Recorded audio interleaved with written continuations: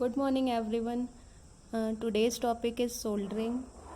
So, let's start with the introduction of soldering. Soldering and brazing है इस topic में. Soldering क्या होता है? ये एक जॉइनिंग प्रोसेस होता है. जैसे वेल्डिंग भी एक जॉइनिंग प्रोसेस होता है, लेकिन वेल्डिंग जो होता है वो हाई टेम्परेचर पर होता है और वो एक परमानेंट जॉइनिंग प्रोसेस होता है. लेकिन सोल्डरिंग और ब्रेजिंग जो होते हैं उसमें कम टेम्परेचर इन्वॉल्व होता है. इसमें क्या होता है सोल्डरिंग में, पहले जिसमें जोड़े जाने वाला जो भी कंपोनेंट होता है उसका जो मेटल होता है उसको पिघलाया जाता है और उसमें क्या करते हैं, मिश्र धातुओं जैसे कि तांबा और जस्ता अथवा टिन और सीसा का प्रयोग करके हम उसको जोड़ते हैं. हम सोल्डरिंग को मृदु तथा ब्रेजिंग को कठोर सोल्डरिंग भी कहते हैं. अब क्या होता है, जो सोल्डर होता है वो 96 से 255 डिग्री टेम्परेचर पर पिघलता है. लेकिन ब्रेजिंग में क्या होता है, जो हमारा मेटल होता है वो 860 से 890 डिग्री सेंटीग्रेड पर पिघलता है. सोल्डरिंग और जो ब्रेजिंग होती है उसमें कम गलनांक की धातुएं जोड़ी जाने वाली सतहों के बीच में गर्म होकर फैल जाती हैं. जिसमें क्या होता है, जोड़ी जाने वाली सतह को हम सबसे पहले साफ़ करते हैं और उस पर उचित गालक लगाते हैं. गालक मतलब फ्लक्स होता है. ठंडा होने पर मिश्र धातु ठोस होकर एक मजबूत जोड़ बना लेती है. मुलायम सोल्डर जो होता है वो कम सामर्थ्य वाला होता है, लेकिन सिल्वर सोल्डर मृदु सोल्डर से मजबूत होता है. जो ब्रेजिंग होती है वो सिल्वर सोल्डरिंग से भी अधिक मजबूत होती है. अब हम सोल्डर क्या होता है ये देखेंगे. तो सोल्डर जो होता है वो एक अलॉय होता है. अलॉय मतलब मिश्र धातु होती है जो कि हम लेड और टिन से मिलाकर बनाते हैं. और सोल्डर जो होता है वो बहुत कम टेम्परेचर पर ही पिघल जाता है. अब सोल्डर का प्रयोग कहाँ कहाँ किया जाता है. हम स्टील, तांबा, पीतल, टिन, लेड से बनी हुई वस्तुओं को जोड़ने के लिए हम सोल्डर का प्रयोग करते हैं. इसका टेम्परेचर मैंने लास्ट स्लाइड में आपको बता ही दिया था, 96 से 255 डिग्री सेंटीग्रेड तक होता है, जो कि ब्रेजिंग से कम होता है. इसका प्रयोग हम एक जैसी या फिर अलग अलग धातुओं की पतली शीटों को जोड़ने के लिए करते हैं. इसके बाद अब ये तो हो गया सोल्डर. नेक्स्ट सोल्डरिंग क्या होती है. जब हम सोल्डर का यूज़ करके किसी भी पार्ट्स को जोड़ते हैं तो हम उस प्रोसेस को क्या बोलते हैं, सोल्डरिंग. अब एक चीज़ इसमें और होती है, हम जो सोल्डरिंग में हमारा मेल्टिंग पॉइंट होता है उसको बढ़ा भी सकते हैं. अगर कम मेल्टिंग पॉइंट का मेटल है जिसको हम जोड़ना चाह रहे हैं तो हमें जो अपना सोल्डर है उसका मेल्टिंग पॉइंट बढ़ाना पड़ेगा. उसको बढ़ाने के लिए क्या करते हैं, उसमें हम एंटीमनी डाल सकते हैं और गलनांक को जो घटाने के लिए क्या कर सकते हैं, उसमें हम बिस्मथ धातु डाल सकते हैं. सोल्डरिंग जो होती है वो एक टाइप का कच्चा जोड़ होता है, मतलब हम उसको जब चाहे तब अलग कर सकते हैं. इसलिए जब वाइब्रेशंस होते हैं तो ये जोड़ आसानी से खुल भी जाता है और अधिक लोड सहन नहीं कर सकता. अब हम सोल्डरिंग के लाभ देखेंगे, मतलब एडवांटेजेस. अब लाभ क्या क्या होते हैं सोल्डरिंग के. पहला इसका एडवांटेज क्या होता है कि इसको कम ताप पर शीघ्र जोड़ लगाया जा सकता है. दूसरा इसका जो एडवांटेज है वो क्या होता है, इसको मतलब सोल्डरिंग करने के लिए बहुत ज़्यादा अनुभव की आवश्यकता नहीं होती है. मतलब जो कम सीखा हुआ है वो भी सोल्डरिंग कर सकता है. उसके बाद जो तीसरा इसका एडवांटेज है उसमें क्या है, इसमें जो पतली शीट होती है, तार होते हैं और छोटे पार्ट्स होते हैं, उसको हम अस्थायी रूप से आसानी से जोड़ सकते हैं. इसका जो एक और लाभ है वो ये है कि इसके जोड़ को बनाने में कम लागत आती है, मतलब बहुत कम प्राइस में हम इसका जोड़ बना सकते हैं. उसके बाद इसके कुछ हानियाँ भी हैं, डिसएडवांटेज भी हैं. वो कुछ इस टाइप के होते हैं कि जो पहला है यह कच्चा जोड़ होता है, मतलब इससे जो हम जोड़ बनाते हैं वो बहुत ज़्यादा भार नहीं सहन कर सकता, कच्चा होता है.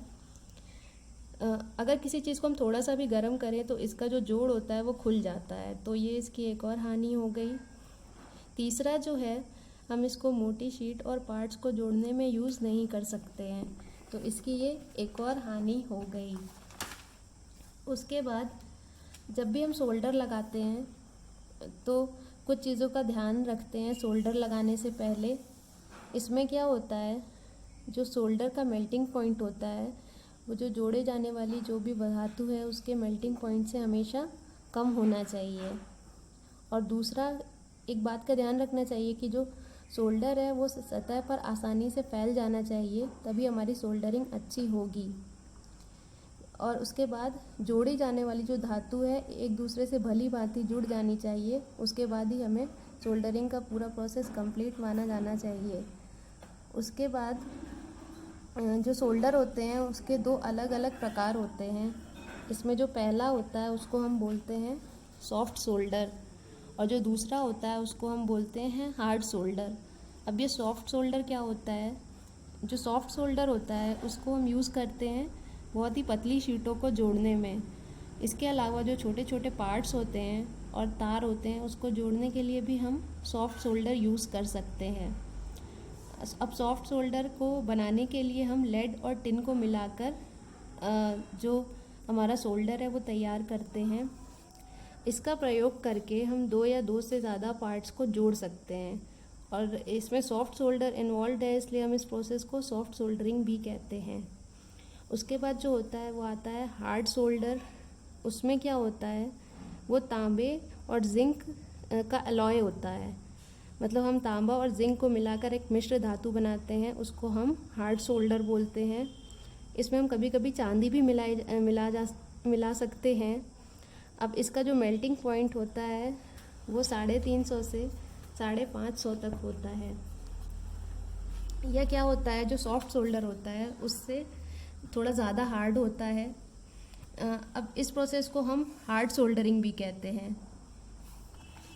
उसके बाद जो नेक्स्ट टॉपिक एक हमने पढ़ा था फ्लक्स के बारे में, फ्लक्स आया था बीच में। अब ये फ्लक्स क्या होता है, फ्लक्स का कार्य क्या होता है, वो जोड़ी जाने वाली जो सतह होती है उसको ऑक्सीडेशन से बचाने का काम करता है, और जो हम सोल्डर यूज़ कर रहे हैं उसको आसानी से पिघलाने के लिए होता है। यह पाउडर, पेस्ट और लिक्विड फॉर्म में भी आता है। इसका एक और कार्य होता है कि ये जो हमारा जोड़ बन रहा है उसको मजबूत बनाने में भी सहायता करता है, और जो जोड़ की सतह है उसको साफ रखता है, और हम जो सोल्डर की धातु प्रयोग कर रहे हैं उसको फैलाने में सहायता करता है। फ्लक्स के भी दो अलग अलग टाइप होते हैं। इसमें पहला होता है कोरोसिव फ्लक्स और दूसरा होता है नॉन कोरोसिव फ्लक्स। अब पहला कोरोसिव फ्लक्स जो था वो क्या होता है, वो एक ऐसा फ्लक्स होता है जिसमें एसिड की मात्रा ज़्यादा होती है, उसको हम कोरोसिव फ्लक्स कहते हैं। कोरोसिव मतलब कोरोजन से रिलेटेड है, मतलब जो भी फ्लक्स में एसिड की मात्रा होती है और वो कोरोजन कर सकता है, हम ऐसे फ्लक्स को कोरोसिव फ्लक्स बोलते हैं। ऐसा फ्लक्स यदि धातु पर लगा रह जाए तो उसको क्षति पहुंचाता है और धातु पर जंग लग सकता है। ऐसे फ्लक्स का जो उदाहरण है वो क्या होता है, zinc chloride, hydrochloric acid etcetera कौन सा होता है, कोरोसिव फ्लक्स होता है। उसके बाद इसमें नॉन कोरोसिव फ्लक्स आता है। इसमें जो एसिड या तेजाब होता है उसकी मात्रा बिल्कुल भी नहीं होती है। ऐसा फ्लक्स यदि धातु की सतह पर अधिक समय तक रह जाए तो किसी प्रकार का नुकसान नहीं पहुंचाता। इसका जो एग्जाम्पल होता है वो तारपीन का जो तेल होता है और बोरेक्स होता है, उसको हम नॉन कोरोसिव फ्लक्स की कैटेगरी में रखते हैं। उसके बाद एक बार और रिवाइज कर लेते हैं, जो फ्लक्स था उसका कार्य क्या होता है। पहला जो इसका कार्य था वो पिघले हुए सोल्डर को फैलाने में हेल्प करता है। दूसरा जो इसका कार्य था जंग लगने से भी बचाता था हमारी सतह को। उसके बाद सतह को साफ रखता है, और जो फ्लक्स होता है उसके कारण जोड़ पूरा और मजबूत बनता है। हम ये जो फ्लक्स लेते हैं हम उसका जो सिलेक्शन करते हैं वो किस बेसिस पर करते हैं, इसको हम सेलेक्ट करते हैं, हम जैसी भी सोल्डरिंग कर रहे हैं उस बेसिस पर करते हैं। हमारा जो जोड़े जाने वाला मटेरियल है वो कैसा है उसकी बेसिस पर सेलेक्ट करते हैं, और जो हमारा सोल्डर है उसका टेम्परेचर कितना है उस बेसिस पर हम इसको सेलेक्ट करते हैं। तो इस लेक्चर में हम यहीं तक पढ़ेंगे, बाकी का जो पार्ट है वो हम नेक्स्ट लेक्चर में पढ़ेंगे। कुछ अभ्यास प्रश्न है जो आपको करने हैं।